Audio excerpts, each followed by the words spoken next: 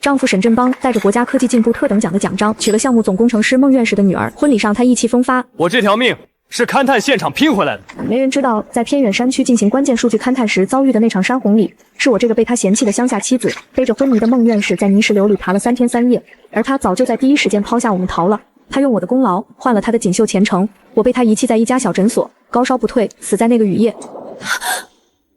再睁眼，我回到了他拿着离婚报告让我签字的这天。林慧，签了他，别耽误我。好啊，但我的条件是让你妈搬出我的房子。你说什么？我抬起眼，平静地看着他这张曾让我爱到骨子里的脸，眉目俊朗，鼻梁高挺，穿着一身笔挺的西装，确实精英不凡。上一世就是这张脸，在我死后不久，出现在科技日报的头版头条。他作为项目核心骨干，风光无限地接受表彰，胸前的特等奖奖章闪闪发亮，身旁站着巧笑倩兮的核心团队研究员孟薇，他们是天造地设的一对璧人，而我是那块被他狠狠踩在脚下，助他登天的垫脚石。我说，让你妈张翠花女士立刻马上从我的房子里搬出去。这是我的婚前财产，离婚后我不想再看到任何闲杂人等住在这里。林慧，你又在耍什么花招？这房子我们结婚后一直一起住，妈住进来怎么了？我将笔帽盖上，把离婚报告推回他面前。以前是以前，现在是现在。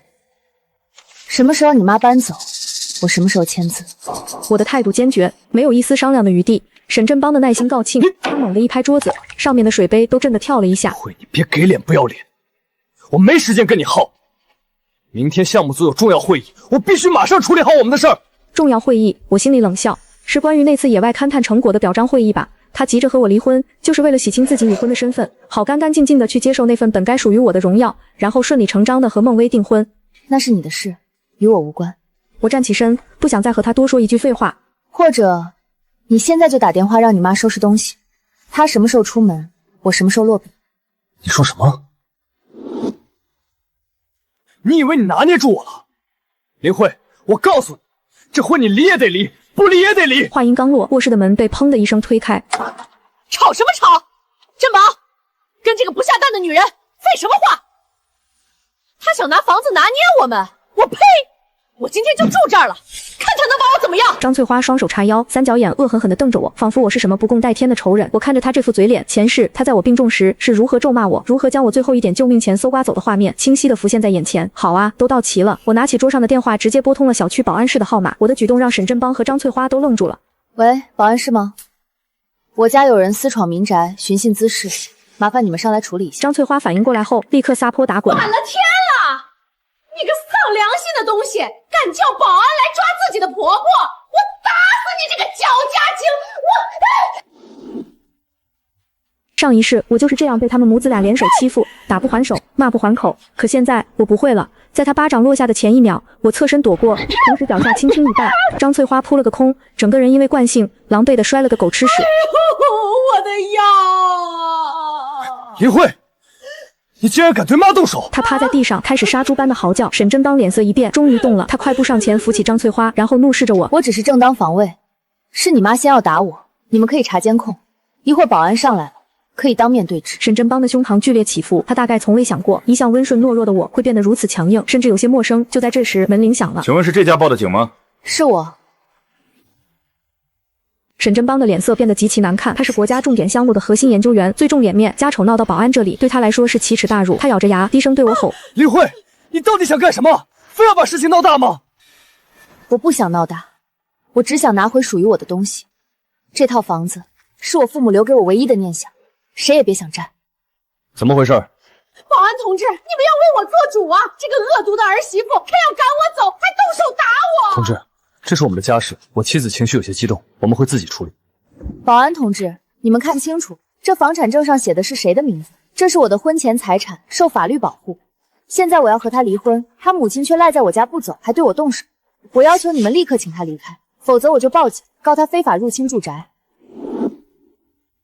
我的话掷地有声，逻辑清晰。两个保安对视一眼，拿起房产证看了看，上面的名字确实是林慧。阿姨，这房子的户主确实是这位女士。既然你们在闹离婚，您住在这里确实不合适，还是跟您儿子先回去吧。林慧，你非要撕破脸是吗？你别忘了，你弟弟在研究院的工作还是我托人安排的，你信不信我一句话就让他滚蛋？上一世，他就是用我弟弟林浩的工作来威胁我，让我一次次妥协。我那个傻弟弟一直以为沈振邦是天底下最好的姐夫，对他感恩戴德，却不知道他的姐夫是害死他姐姐的凶手。你试试看，你今天敢动我弟弟一下，我明天就敢把山红那天发生的所有事原原本本的告诉孟院士。沈振邦的瞳孔骤然收缩，脸上血色尽失，他伸出手，似乎想掐住我的脖子，但最终只是虚张声势的停在半空。你在胡说八道什么？我胡说。7月12号，南江山区进行关键数据勘探，突降暴雨，山洪爆发，你、我还有孟庭远院士3个人被困。孟院士为了救你，被滚落的石头砸中头部，当场昏迷。你看到情况不对，说的第一句话是：他快不行了，我们快跑。我的声音不大，却像一把重锤，狠狠砸在沈振邦的心上。他踉跄着后退一步，靠在墙上，脸色惨白如纸。这些细节被我清清楚楚地说了出来。是你第一时间抛下重伤昏迷的孟院士和高烧不对的我独自逃生，是我背着160多斤的孟院士，在泥石流里深一脚浅一脚的爬了3天3夜，才把他带到安全地带。而你，沈振邦，在我们获救后，第一时间赶到医院，对所有人说是你拼死救出了孟院士。你把我送进另一家偏僻的私人诊所，任我自生自灭。你用我的功劳、我的命换了你的国家科技部特征奖，换了你和孟威的婚约，换了你的锦绣球。闭嘴！你给我闭嘴！沈振邦像是被踩到尾巴的猫，猛地扑过来捂住我的嘴，眼神惊恐到了极点。他怕了，他真的怕了。我死死地盯着他，从他的眼睛里看到了前世那个在雨夜里绝望死去的自己，浓烈的恨意几乎要将我吞噬。客厅里，张翠花还在和保安纠缠，沈振邦捂着我的嘴，声音抖得不成样子。林辉，算我求你，过去的事不要再提了。你想要什么，我都给你，钱、房子。我都给你，求我！现在知道求我了。我死在诊所那个冰冷的雨夜时，他在哪里？他在和孟威庆祝订婚，享受着本该属于我的荣光。我猛地用力，一口咬在他的手掌上。沈振邦吃痛，惨叫一声，松开了手，一股血腥味在我嘴里蔓延开来。我吐掉嘴里的血沫。沈振邦，这才只是个开始。说完，我不再理会他，转身走出阳台。这是我儿子的房子，你们有本事就把我抓起来啊！同志，既然他不肯走，那就直接报警吧。非法入侵加上故意伤人未遂，够他拘留几天。张翠花一听要拘留，吓得脸都白了，也不敢再撒泼。沈振邦从阳台出来，像是被抽走了所有力气。好，我们走。他只能骂骂咧咧的跟着沈振邦一边走一边回头指着我。你等着，我们老沈家不会放过你的。门砰的一声被关上，世界终于清静了。我看着空荡荡的客厅，仿佛还能闻到他们留下的恶臭。我走到窗边，看着楼下沈振邦把张翠花塞进车里，然后驱车狼狈离去。我知道他不会善罢甘休，他会想尽一切办法让我闭嘴，而我也要开始为我的复仇布下第一颗棋子了。我拿出手机，拨通了一个烂熟于心的号码，电话响了很久才被接起，那边传来一个清朗又带着一丝不耐烦的年轻男声：“喂，谁啊？林浩，是我，姐姐。姐，怎么了？是不是钱又不够用？我刚发了工资，一会儿给你转过去。我不是要钱，小浩，你现在立刻马上去单位把离职手续办了。你别问为什么，听我的，马上去办，晚了就来不及了。”以沈振邦的睚眦必报，他今天在我这里吃了这么大的亏，第一个要报复的肯定就是我最在乎的弟弟。他的人脉都在科研系统内，想给我弟弟使绊子，让他丢掉工作，简直易如反掌。我必须抢在他动手之前，让林浩主动离开。姐，你到底怎么了？是不是沈振邦又欺负你了？我握着电话的手微微发抖，我该怎么跟他说？说我已经死过一次，说我前世的丈夫亲手把我送进坟墓。这些话说出来，他会不会觉得我疯了？思绪片刻，我最终只说了这一句：我和他要离婚了。电话那头沉默了很长时间，长到我以为他挂了。姐，到底出了什么事？你从来不会这样。小浩，你听着，你现在这份工作是他安排的，我们不能再欠他的人情。你辞职后立刻买最近一班的火车票来找我，我有非常重要的事情要跟你说。辞职。他重复了一遍这2个字，像是在消化一个很难理解的概念。我能想象到他此刻的样子，坐在研究院那张办公桌前，面前摊着还没做完的图纸，眉头拧成一个疙瘩。这份工作对他来说是全部，是他从一个普通农村男孩一步步走到今天的证明。姐，你让我想想。林浩，你还记不记得小时候爸妈是怎么教我们的？人可以穷，但不能没有骨气。他沈振邦能给你安排工作，就能把他收回去。我们不能被人这样拿捏着。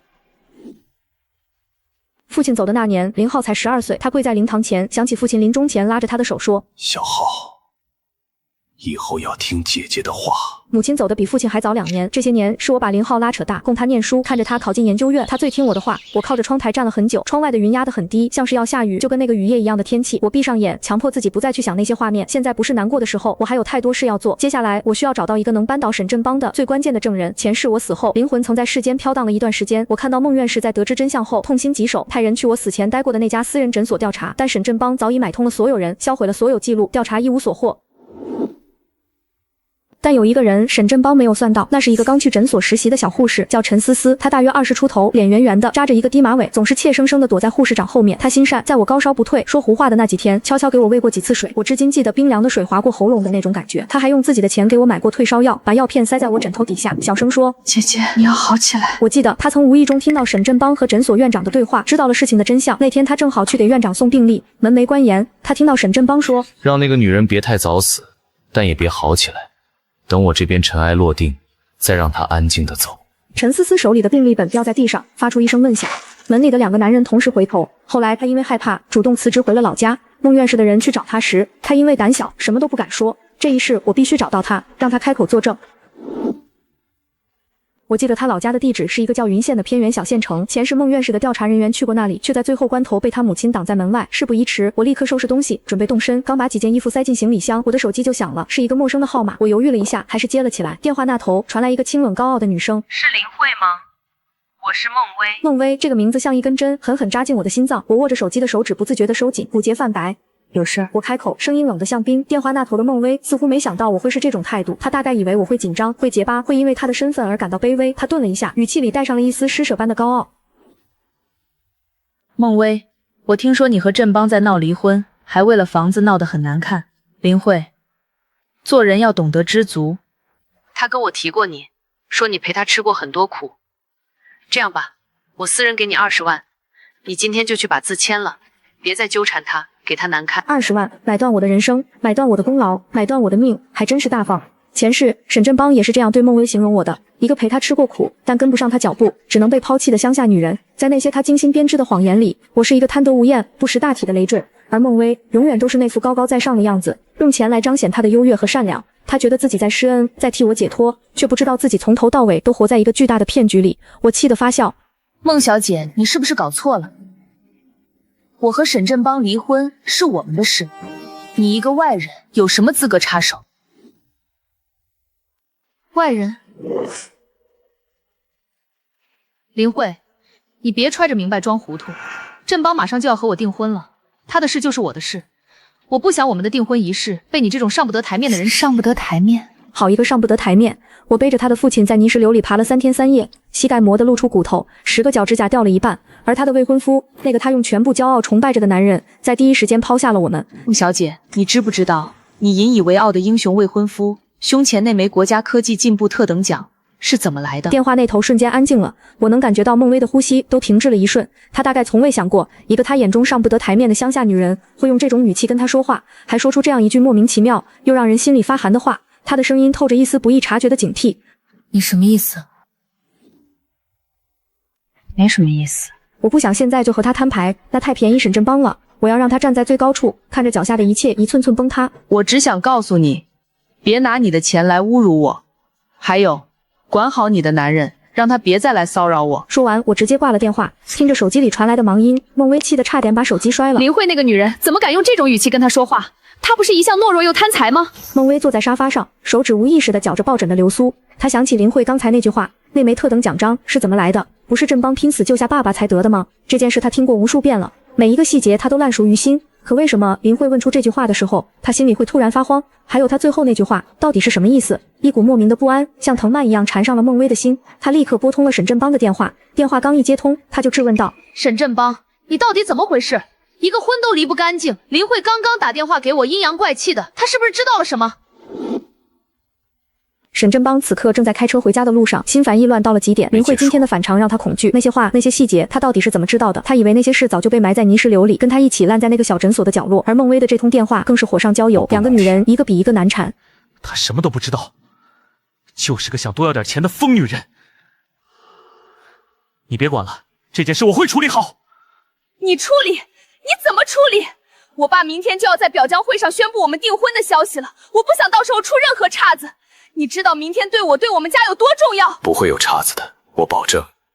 明天之前，他会彻底闭嘴。挂了电话，沈振邦没有回家，他一脚油门，车子朝着市区另一端的某个地方疾驰而去，而我已经提着行李箱坐上了去往临市火车站的出租车。我必须尽快离开。沈振邦的威胁不是空话，他被逼急了，什么事都做得出来。去陈思思老家的火车票是晚上10点，我提前到了火车站，找了个角落的位置坐下等待。夜色渐深，候车大厅里人来人往，一个流浪汉居在长椅上打鼾，2个学生模样的年轻人靠着背包刷手机。就在我低头看手机时，几个流里流气的男人围了过来。为首的黄毛20出头，脖子上露出半截褪色的纹身，他吹了声口哨，不怀好意地盯着我。妹妹，一个人啊？要去哪儿？哥几个送你。我心里一沉，立刻站起身想走，但他们迅速堵住了我的去路，成一个松散的包围圈。别急着走啊，陪哥几个聊聊。你们想干什么？这里是火车站。火车站怎么了？我们就是看你一个人太孤单，想跟你交个朋友。周围的旅客听到动静，有的看了2眼就低下头，有的干脆拎起行李换到更远的座位，没有人上前半步。我心里清楚，这些人是沈振邦找来的。他想用这种肮脏的手段让我屈服，甚至让我消失。好狠的心！我紧紧攥着行李箱的拉杆，大脑飞速运转，硬碰硬肯定不行。他们4、5个人，我一个女人，连逃都逃不掉。我看着他们身后不远处的巡警岗亭，心里有了主意。我突然一脸惊恐地指着黄毛的身后，尖叫道：“警察同志，救命啊！抢劫啊！”我的尖叫声又高又亮，瞬间吸引了整个候车大厅的注意。有人从椅子上弹起来往这边看，有人举起了手机。那几个混混下意识地回头，趁着这个空档，我抡起手里小巧但沉重的行李箱，用尽全身力气，狠狠砸在黄毛的腿上。好！黄毛发出一声惨叫，抱着腿就蹲了下去。他疼得眼泪鼻涕呼了一脸，嘴里骂着不堪入耳的脏话。其他几个人愣了一下，没想到一个女人会有这么狠的力气。等他们反应过来，目露凶光的就要朝我扑来。都别动！警察！不远处，2个巡逻的铁路警察听到动静，已经拨开人群朝这边飞奔而来。那几个混混一看情况不妙，互相使了个眼色。他们的动作比来的时候还快，扔下还在嚎叫的黄毛，转身就混入人群跑了。人群像潮水一样合拢，转眼就看不到他们的踪影。警察很快赶到，一个人控制住腿部受伤的黄毛，另一个向我询问情况。黄毛蹲在地上抱着腿，嘴里还在骂骂咧咧。一个警察按住他的肩膀，朝我点了点头，示意我不用怕。我把事情的经过说了一遍，只说是遇到了骚扰。我没有提沈振邦的名字，因为警察问的是火车站发生的事，而沈振邦要留到更大的场合去清算。黄毛被带走，候车大厅渐渐恢复了秩序，看热闹的人散去，长椅上的流浪汉翻了个身继续睡。我找了个离巡警岗最近的位置重新坐下，后背惊出了一层冷汗。沈振邦，你真是越来越没有底线了。我拿出手机，看到好几个未接来电，都是沈振邦打来的。他大概是没等到混混的好消息，急了。我没有理会，直接将他的号码拉黑。火车准时进站，我随着人流上了车，找到自己的卧铺。4张铺位只有我一个人，我把行李箱推到铺位下面，拉上隔间的帘子，关上隔间的门，我才真正松了一口气。整个人瘫坐在铺位上，手指还在微微发抖。刚才那个黄毛伸手抓我的时候，他手指的温度隔着衣服都感觉得到。如果警察没有及时赶到，后果不堪设想。一夜无话，车轮和铁轨有节奏地撞击着，窗外偶尔掠过零星的灯光。第2天一早，火车抵达了那个叫云县的小县城，空气里都带着一股潮湿的泥土气息。站台上只有几个挑着担子的老乡。按照前世记忆里的地址，我7拐8拐，穿过一条满是早点摊位的窄街，又拐进一条坑坑洼洼的巷子，终于找到了一个老旧的居民楼。楼外墙上爬满了暗绿色的苔藓，楼梯扶手锈迹斑斑。陈思思就住在这里。我敲了敲门，开门的是一个中年妇女，系着一条洗得发白的围裙，警惕地上下打量我。你找谁？阿姨您好，我找陈思思，我是她以前的朋友。思思不在家，她出去打工了。阿姨，我急忙伸手挡住门板。我有非常重要的事情找她，是关于人命的大事，求求您让我见见她。中年妇女的手停住了，她重新打量了我一眼，目光在我脸上停留了几秒，似乎在判断这话的真假。或许是人命关天4个字吓到了她，中年妇女犹豫了。就在这时，里屋传来一个怯懦的女声：“妈，是谁啊？”一个20出头的年轻女孩从里屋走了出来，她穿着碎花家居服，头发随意扎在脑后，比前世我记忆里的样子瘦了一些。看到我，她的脸色唰的一下白了，像是见了鬼。是她，陈思思，她还认得我。是你？陈思思的声音都在发抖，一只手扶着门框，指节泛白。思思，我看着她，眼神恳切。我知道你是个善良的姑娘，那件事只有你能证明我的清白，还一个真正做出贡献的人一个公道。陈思思的身体抖得更厉害了，嘴唇毫无血色。她往后退了一步，又退了一步，退到客厅里一张老旧的布艺沙发旁边。不，我不知道，我什么都不知道。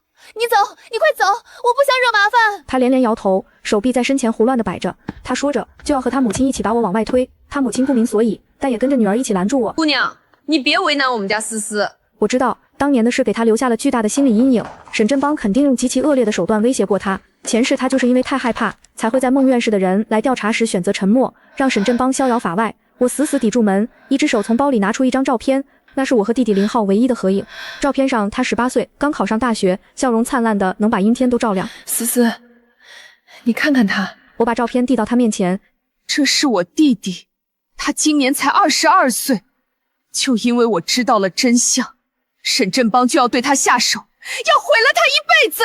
我今天来找你，不只是为了我自己，也是为了保护我的家人。我求求你，帮帮我！如果你今天不说，沈振邦的罪行就永远无法揭露，他会害了更多的人。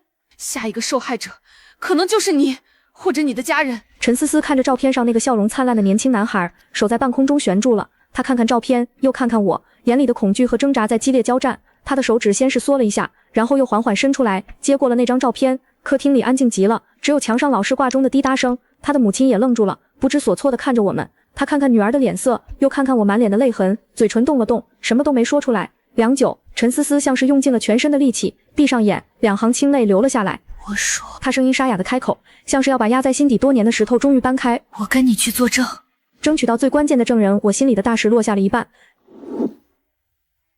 我没有在云县久留，陈思思的母亲虽然满脸担忧，但看到女儿下了决心，也不再阻拦，只是往她的背包里塞了2件换洗衣服和一包自家做的烙饼。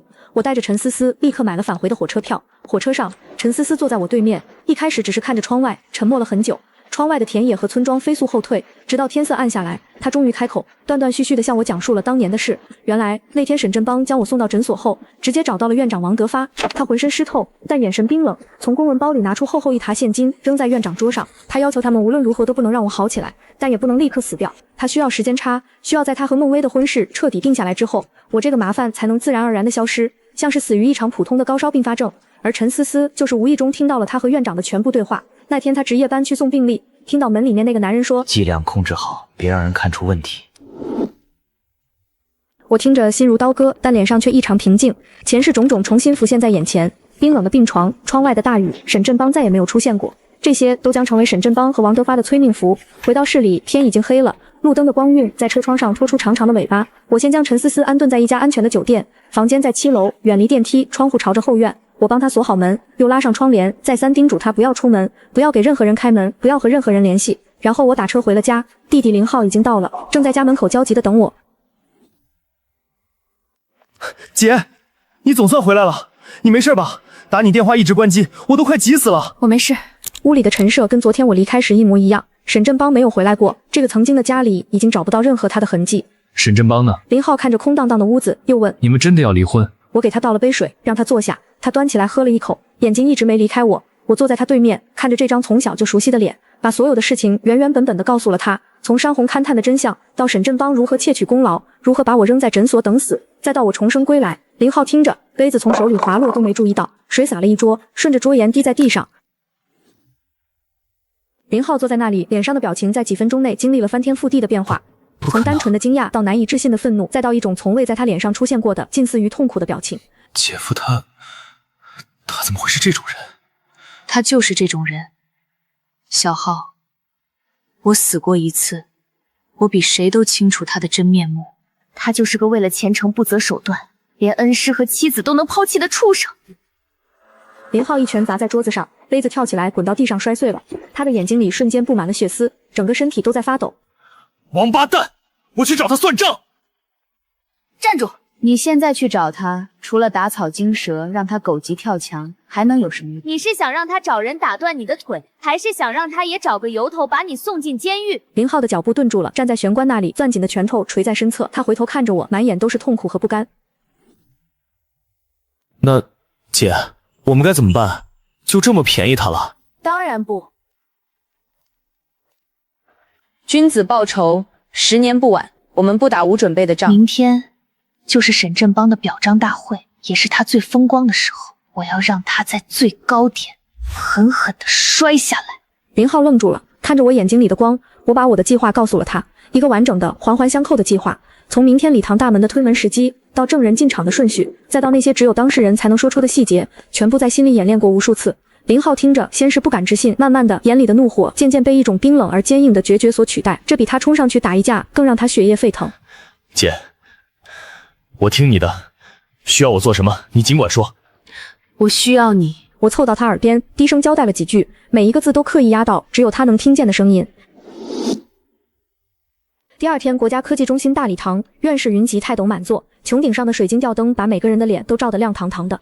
前排坐着部委领导、各大媒体的记者，后排黑压压全是科研系统的同行。沈振邦窃取功劳的表彰大会，以及他和孟薇的订婚仪式，即将在这里隆重举行。沈振邦穿着崭新的礼服，胸前一排功勋章闪闪发亮，在灯光下折射出冷白色的光芒。他意气风发地站在孟院士身边，嘴角挂着恰到好处的谦逊微笑，接受着众人的祝贺。不少人和他握手时会故意凑近说一句前途无量，他只是微微颔首，像是已经习惯了这样的称赞。孟薇则像一只骄傲的孔雀，挽着他的手臂，享受着艳羡的目光。她穿着香槟色的礼服长裙，头发盘得一丝不苟，有几缕碎发温柔地垂在耳边。有人和她打招呼时，她会优雅地点头致意，同时将沈振邦的手臂挽得更紧一些。一切都和前世一模一样。就在主持人宣布表彰大会正式开始，准备请沈振邦上台发言时，礼堂的大门被人从外面猛地推开了。我穿着一身素衣，一步一步从光影里走了进来，所有人的目光瞬间都聚焦在了我身上，全场哗然。沈振邦脸上的笑容瞬间僵住，像是被人按了暂停键，取而代之的是惊恐和暴怒。他嘴角的弧度还没来得及收回去，眼神已经先一步变得狠厉起来。孟薇的脸色也变得极其难看，她死死地瞪着我，精心描画的眼妆因为愤怒而显得有些扭曲，像是要用眼光杀死我。拦住他！保安，把这个疯女人给我赶出去！沈振邦失态的大吼，声音在安静的礼堂里显得格外刺耳。他额角的青筋又爆起来了，和昨天在阳台上威胁我时一模一样。几个安保人员立刻朝我围了过来。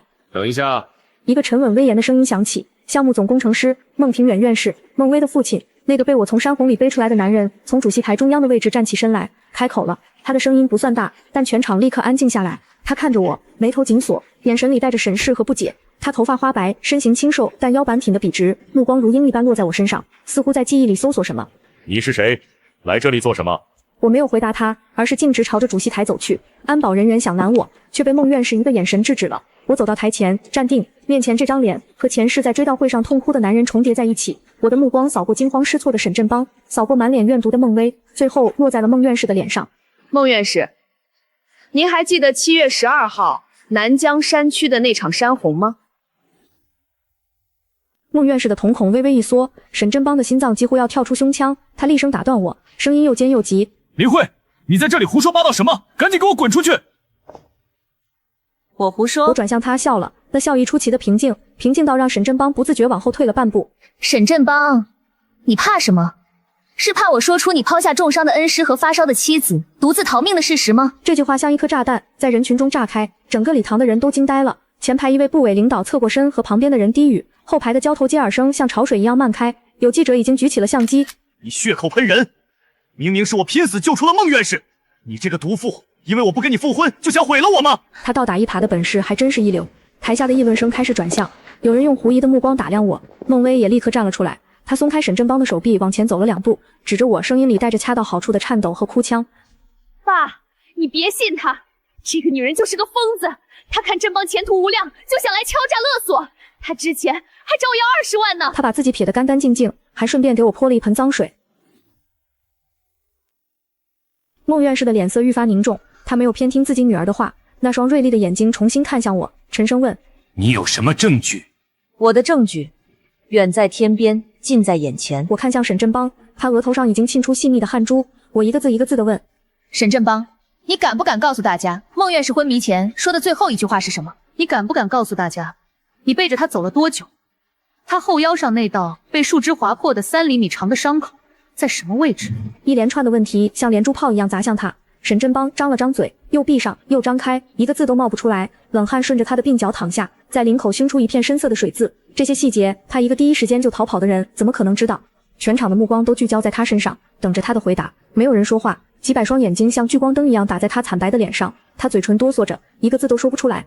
你不敢说，我替你讲。我转向孟院士，声音铿锵有力，每一个字都像钉子一样钉进地板。您昏迷前最后一句话是快走，别管我。我背着您在泥石流里爬了3天3夜。您后腰的伤口在左侧，离脊椎骨大概5公分的位置。孟院士的身体猛地一震，像被人从背后推了一把。他看向我的眼神彻底变了。这些细节除了他自己，只有当时救他的人才会知道。孟院士的手按住了桌子边缘，指节因为用力而泛白。他张了张嘴想说什么，眼眶已经泛了红。就在这时，礼堂的后门再次被推开，所有人的目光齐刷刷地转向后方。那扇厚重的橡木门缓慢打开，逆光中出现了3个身影。我的弟弟林浩推着一个坐在轮椅上的男人，一步一步走了进来。轮椅在光滑的大理石的面上发出轻微的滚动声，在安静下来的礼堂里格外清晰。男人穿着一身条纹病号服，脸色苍白，但眼神里却带着一种被逼到绝路后破罐子破摔的愤怒。他正是那家私人诊所的院长王德发，在他们身后跟着的是脸色同样苍白，但眼神无比坚定的陈思思。他今天穿了一件深蓝色的衬衫，走在最后面，2只手紧紧攥着衣角，嘴唇抿成一条直线。我看着沈振邦冷冷地开口：“我的第2个证据来了。”看到王德发和陈思思，沈振邦的最后一丝血色也从脸上褪去了。他像是被抽走了所有骨头，瘫软在身边的椅子上，眼神涣散，嘴里喃喃着：“不可能。”王德发为什么会在这里？他不是应该在国外逍遥吗？他在东南亚买的那栋别墅，连泳池都修好了。还有陈思思，这个女人怎么会出现在这里？她不应该老老实实躲在那个18线小县城，一辈子当她的懦弱护士吗？沈振邦的大脑一片空白，太阳穴突突的跳，他甚至有一瞬间恍惚觉得自己在做梦。从昨天林慧不肯签字开始，这一切都像一场没完没了的噩梦。林浩推着王德发和陈思思一起沿着中间的过道，一步一步走上主席台。全场所有人的目光都跟随着轮椅的移动，屏住了呼吸，等待着真相的揭晓。前排的记者们已经迅速架好了录音设备，有人在本子上飞快地记着什么。王院长，把你和沈振邦的交易，当着大家的面再说一遍。王德发抬起头，先看了一眼台下威严的孟院士，孟院士的目光犹如2道利剑，直直地盯着他。王德发又看了一眼身边面如死灰的沈振邦，吓得魂不附体。他的身体在病号服里缩了缩，像是想把自己藏起来。昨天夜里，他正准备在机场登机跑路，就被林浩带着几个朋友堵在了安检口。他那些见不得光的烂事，行医执照上的污点，这些年做的灰色交易，全被林浩查了个底朝天。林浩把一沓打印纸拍在他面前，只说了一句话：要么去法庭，要么去礼堂，你自己选。王德发不想坐牢，他想起那个冰冷的铁栅栏就浑身发抖，他只能选择来这里指证沈振邦，争取一个戴罪立功的机会。是沈振邦。王德发哆哆嗦嗦地开了口，声音通过主席台上的麦克风传遍全场。他的手抖得厉害，双手紧紧握着轮椅扶手。是他给了我50万，让我把林慧关在诊所，不给治疗，拖延时间。他说，只要等他的事办妥了，就让林慧悄无声息地死在诊所里。话音落下，全场死寂，那么多人竟然听不到一点声响，只有头顶水晶吊灯轻微的滋滋声。然后所有的目光齐刷刷地从王德发身上转向了沈振邦。他们用一种看垃圾的眼神看着这个几分钟前还意气风发的青年才俊，有人脸上的表情从震惊变成了鄙夷，有人下意识往后退了半步，像是不想和这个人站在同一块地板上，为了前程谋杀发妻，这是何等的丧心病狂！你胡说！你被他收买了，你陷害我！沈振邦做着最后的垂死挣扎，他猛地站起来，椅子被他推倒在地，发出一声巨响。他指着王德发，手指抖得像筛糠。你赚给了50万，银行记录还在。转账日期、收款人、复言，你以为你做的天衣无缝吗？还有我。一个清脆而颤抖的声音响起，陈思思站了出来，她走了2步，走到王德发前面，她鼓起此生最大的勇气，声音虽然微微发抖，却一个字一个字都说得清清楚楚。我可以作证，我亲耳听到了他和王院长的对话，他还威胁我，如果敢说出去，就杀我全家。2个人的指证如同2记重锤，将沈振邦彻底钉死在耻辱柱上。陈思思说完最后一个字，整个人像是被抽空了力气，她捂住嘴，肩膀微微颤抖，但她的背挺得笔直，这是她第一次没有因为害怕而逃跑。孟薇的脸上一阵青一阵白，从脖颈一直红到耳根。她看着身边这个自己爱慕已久的英雄，这个在过去几个月里无数次让她在闺蜜面前炫耀的未婚夫，只觉得无比陌生和恶心。她猛地甩开沈振邦的手，像是碰到了什么脏东西，她的手指在发抖，声音也在发抖。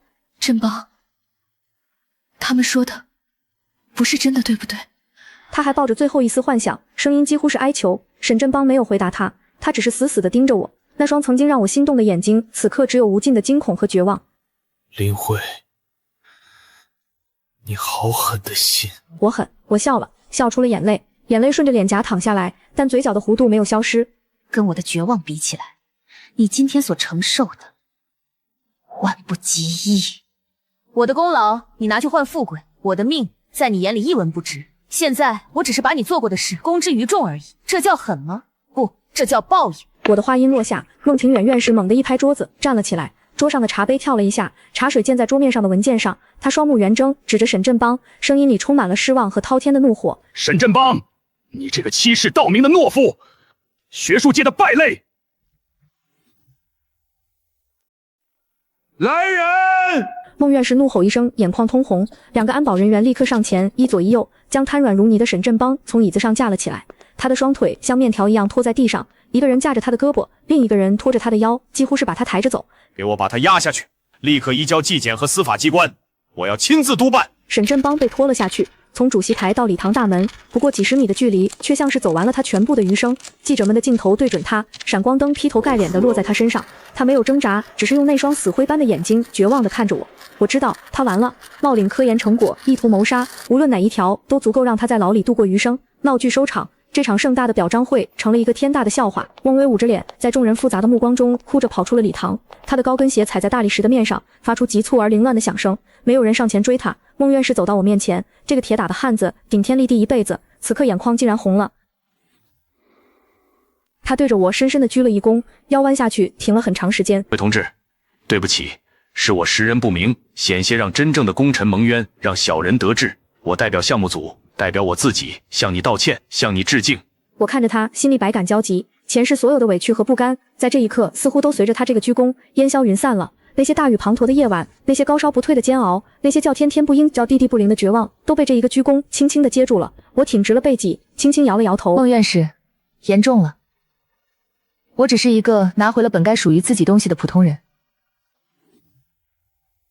沈振邦的案子由司法机关进行专案专审，效率极高。在如山的铁证面前，他所有的侥幸和狡辩都苍白无力，最终数罪并罚，他被判处无期徒刑，开除公职，并撤销所有获得的学术头衔和荣誉奖励。给他当中介的王德发也因非法行医、参与谋杀未遂等多项罪名被判了15年。张翠花在沈振邦出事后还想来找我撒泼要钱，对我叫保安直接赶了出去。失去了沈振邦这个靠山，他的日子过得一地鸡毛。听说后来为了争夺沈振邦留下的一点点财产，闹得不可开交，成了街坊邻里的笑话。而孟家在风波之后低调了很多，孟院士亲自上门送来了那枚迟到的国家科技进步特等奖奖章和一大笔奖金。奖章我收下了，这是我应得的，奖金我只留下了一小部分，剩下的以孟院士的名义捐给了支持山区教育的基金会。孟院士看着我，眼神里满是赞许和愧疚。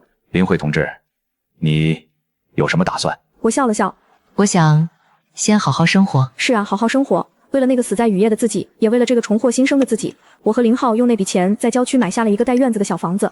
我们把父母的坟迁了过来，就在屋后的山坡上。我告诉他们，我很好，以后会带着弟弟好好生活。陈思思因为勇敢揭露真相，得到了表彰和一笔见义勇为奖金。她用那笔钱给母亲治好了病，自己也重新报了卫校。她说以后要当一个真正救死扶伤的好护士，一切都在朝着好的方向发展。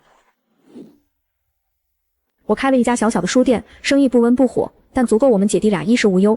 林浩则迷上了木工，在院子里叮叮当当地敲着，做出了不少精致的小玩意儿。日子平淡，却也安稳。有时我也会想起沈振邦，不是因为爱，也不是因为恨，只是觉得像做了一场漫长而荒唐的梦。那天我收到一封信，是从重刑监狱寄来的，是沈振邦。信上只有一句话：林慧，我后悔了。我看着那句话没有任何感觉，直接把信扔进了烧水的炉子里，火苗舔舐着纸张，很快将其化为灰烬。后悔，如果后悔有用，那我的前世又该向谁去讨一个公道？我走出屋子，院子里的桂花开了，香气袭人。林浩正在给新做的木马刷上清漆，看到我，他咧开嘴笑了。姐，你看这马是不是很威风？阳光洒在他的脸上，温暖又明亮。我看着他也笑了。是啊，真威风，这崭新的不被任何人定义和掌控的人生真好。